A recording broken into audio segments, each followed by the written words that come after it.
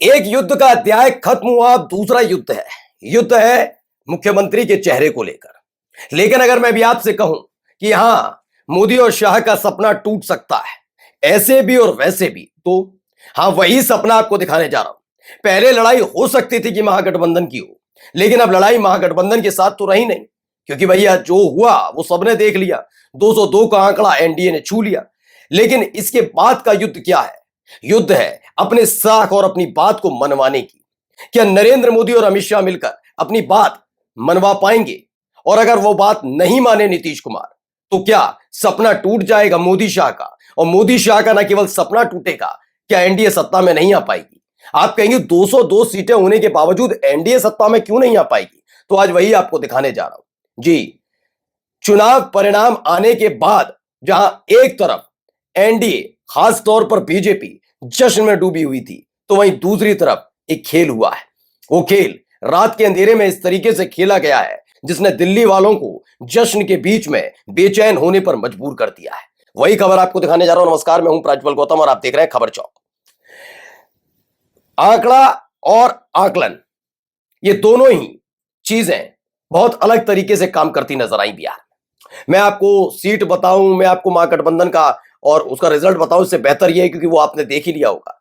असली खबर आज आपको दिखाने जा रहा हूं। दरअसल हुआ यह था कि शुरुआत से जब से महाराष्ट्र में चुनाव हुए, तो उसके बाद देवेंद्र फडणवीस के मुख्यमंत्री बनते ही और उप मुख्यमंत्री बनाए गए जैसे ही एकनाथ शिंदे, नीतीश कुमार के कान खड़े हो गए थे। वो जानते थे आने वाले चुनाव के बाद ये खेल कर सकते हैं। ये खेला कैसे पहले किया गया वो सबको पता है। अब सीटों का जो आंकड़ा है वो ये बताता है कि नीतीश कुमार, फिर सुनिए, नीतीश कुमार मुख्यमंत्री या तो बनेंगे या काम बिगाड़ देंगे बीजेपी का। मोदी और शाह खास तौर पर यही चाहते थे कि नीतीश कुमार की जगह इस बार बीजेपी के किसी व्यक्ति को आगे लाकर एनडीए का चेहरा बनाया जाए। 2005 से एनडीए का चेहरा बिहार के अंदर नीतीश कुमार ही रहे। यही छटपटाहट चिराग पासवान में भी थी।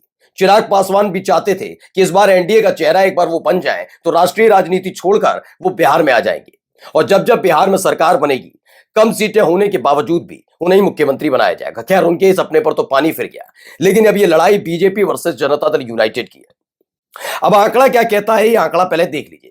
89 सीटें भारत का निर्वाचन आयोग, जो इलेक्शन कमीशन ऑफ इंडिया, उसकी वेबसाइट ने बताया है कि 89 सीटें बीजेपी ने जीती हैं।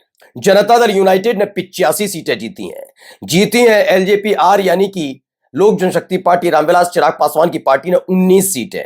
इसके साथ साथ हिंदुस्तानी अवामी मोर्चा यानी जीतन राम मांझी की पार्टी के 5 विधायक चुने गए, तो वहीं 4 विधायक उपेंद्र कुशवाहा की आरएलएम पार्टी के। यह आंकड़ा बनकर होता है 202। अब आप जरा अनुमान लगाइए, अगर नीतीश कुमार की बात न मानकर मोदी शाह अपनी चलाते हैं और किसी बीजेपी के व्यक्ति का नाम आगे बढ़ाते हैं, तो क्या नीतीश कुमार इस बीच बागी हुए? तो यह आंकड़ा कहां पहुंचता है? जैसे ही आप 202 सीटों में से इनकी 85 सीटों को घटाते हैं, तो यह आंकड़ा आ जाता है 117 पर। फिर आइए, 243 सीटों में से 122 सीटों की जरूरत है, यानी देखते ही देखते 5 सीटें कम पड़ जाएंगी। भारतीय जनता पार्टी एनडीए वो 5 सीटें कहां से ला पाएगी? और एक बड़ा दल न केवल बिहार से बल्कि केंद्र की सियासत में भी उनको झटका दे सकता है। ऐसे में इसीलिए मैं कह रहा हूं, मैं ये नहीं कह रहा नीतीश कुमार मुख्यमंत्री नहीं बनेंगे। नीतीश कुमार को मुख्यमंत्री बनाना पड़ेगा, सिर झुकाकर बनाना पड़ेगा। इस बार आप इधर उधर आए बाएं साए नहीं कर पाएंगे, क्योंकि अगर ये किया तो न केवल बिहार में इतना प्रचंड बहुमत मिलने के बावजूद भी सत्ता से आप आउट हो जाएंगे, बल्कि दूसरा खेल यह भी है कि यहां आपकी सरकार डगमगा सकती है। 12 सांसद, 293 में से 12 सांसद अगर गए तो बचेंगे 281 सांसद, और 272 पर केंद्र की सरकार चल रही है। मोदी जी प्रधानमंत्री बने तीसरी बार, तो क्या इतना बड़ा रिस्क उठाएंगे? मेरा मानना है नहीं, वो ये रिस्क नहीं उठाना चाहेंगे। पहला, अगर मान लीजिए हो भी गया, तो आप कहेंगे कि अगर वो चले भी जाए, अभी जनता दल यूनाइटेड चली जाए छोड़कर, तो क्या कर लेंगे? सरकार बना लेगी क्या महागठबंधन? 35 सीटों पर तो है, तो अब आ जाइए। बिल्कुल सही कहा, महागठबंधन की 35 सीटें, वीआईपी का खाता नहीं खुला, आरजेडी की 25, 6 सीटें कांग्रेस की, ऐसे ही सीपीएम और इनकी दोनों की मिलाकर हो जाती है 3 सीटें, और 1 सीट आईआईपी की है। ये आंकड़ा बनता है 35 का। अगर 35 में आप 85 को मिलाते हैं, अगर जनता दल यूनाइटेड आई, तो आंकड़ा कितना हुआ? 120। कितने चाहिए? 122। 122 में से 5 एआईएमआईएम की, असदुद्दीन ओवैसी की भी है। आप कहेंगे ओवैसी को कैसे?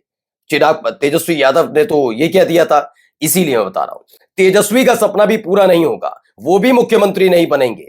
मुकेश सहनी तो मुख्यमंत्री बने नहीं, लेकिन वो भी मुख्यमंत्री नहीं बनेंगे। नीतीश मुख्यमंत्री बनेंगे, चिराग तेजस्वी यादव उप मुख्यमंत्री बनेंगे, और एक मुस्लिम मुख्यमंत्री की जो डिमांड असदुद्दीन ओवैसी की तरफ से की गई थी उसे पूरा करना होगा, जो फायदा जेडीयू को भी आगे जाकर पहुंचाएगा। ये ध्यान रखिए, ये सारा खेल है। यानी अब फैसला बीजेपी को लेना है। दोनों ही तरीके से अपने पांव पर कुल्हाड़ी मारते हुए नजर आएंगे। अगर अपनी मनमर्जी का विधायक मुख्यमंत्री बनवाया तो यकीन मानकर चलिए सत्ता में नहीं रह पाएंगे, और अगर ये भी नहीं कर पाए, वो मानकर चलिए कि उन्होंने कहा कि नीतीश कुमार मान जाए, नीतीश कुमार ही बने मुख्यमंत्री, तो मोदी शाह का सपना पूरा नहीं हो पाएगा। क्योंकि इस बार बीजेपी ने यह बड़ा सख्त संदेश दिया था कि आप अगर मगर इधर उधर कुछ भी करिए, मुख्यमंत्री तो बीजेपी का ही बनेगा। यानी अब साख किसी और की दांव पर नहीं है, मोदी शाह की साख दांव पर है कि जैसे आपने महाराष्ट्र में जाकर कर दिया, क्या बिहार में कर पाएंगे? क्योंकि अगर महाराष्ट्र का आंकड़ा उठाकर देखेंगे तो अजित पवार की पार्टी और बीजेपी दोनों ही मिलकर आराम से बहुमत में थी। इसमें एकनाथ शिंदे की जरूरत ही नहीं थी। लेकिन यहां खेल हो गया है दूसरा। यार, चाहते और न चाहते हुए भी बीजेपी किसी भी कीमत पर जनता दल यूनाइटेड को नजरअंदाज नहीं कर सकती। उसको नजरअंदाज करना भारी पड़ेगा। न केवल बिहार की सत्ता से आउट होंगी, इतना प्रचंड बहुमत पाकर दिल्ली में भी टेंशन खड़ी हो जाएगी। और वहीं जनता दल यूनाइटेड के पास, महागठबंधन के पास जाने के बाद 3-4 फायदे हैं। जो जेडीयू लगातार जर्जर हो रही थी, टूट रही थी, बगावत हो रही थी, उस बगावत को थामा जा सकता है। पहला ये कि उनका जो कोर वोट बैंक है मुसलमान, वो एआईएमआईएम की डिमांड पूरी करते ही उनके साथ फिर से जुड़ता नजर आएगा। बीजेपी से दूरी जेडीयू को मजबूत करेगी, ये जेडीयू जानती है। जनता दल यूनाइटेड के केवल विधायक चुनना ही जरूरी नहीं होता। विधायक कैसे चुने गए, कैसे चुनाव हुआ, यह हर कोई जानता है। जनता भी परेशान है, हतप्रभ है कि हो कैसे गया। इतने गंभीर आरोप, मंत्रियों को दौड़ा लेना, विधायकों को दौड़ा लेना, उसके बावजूद जनता दल यूनाइटेड नहीं, एनडीए की इतनी सीटें आ कैसे गई। इसीलिए सिर्फ आप विधायक के तौर पर या सांसदों के तौर पर अगर किसी पार्टी को मजबूती देखते हैं तो पार्टी की मजबूती सिर्फ विधायक और सांसदों की मौजूदगी नहीं होती, बल्कि उनका जन समर्थन होता है, जनता का जुड़ाव होता है। और जनता दल यूनाइटेड के खुद के वोटर्स बीजेपी की मौजूदगी की वजह से उनसे छिटकते नजर आ रहे हैं। इसीलिए जेडीयू के पास इस समय मौका है। एक नहीं, दो नहीं, 3 से 4 बड़ी चीजें उनके पक्ष में खड़ी नजर आएगी। पहला यह कि नीतीश कुमार का सपना पूरा होता नजर आएगा। दूसरा, मुस्लिम मुख्यमंत्री अगर बनाया जाता है, उप मुख्यमंत्री बनाया जाता है, तो एआईएमआईएम के साथ आने से सरकार तो बनेगी, लेकिन जेडीयू का भी एक जाएगा संदेश कि वो मुसलमानों के हितैषी है। बीजेपी से दूरी ये लंबे समय से डिमांड कर रहे हैं उनके नेता, तो उसका भी असर पड़ता नजर आएगा। ये सारे फैक्टर एक साथ काम करेंगे। नमस्कार। New public inter college Lucknow, admission open. For more information call 0522 282232 और 7755 089585।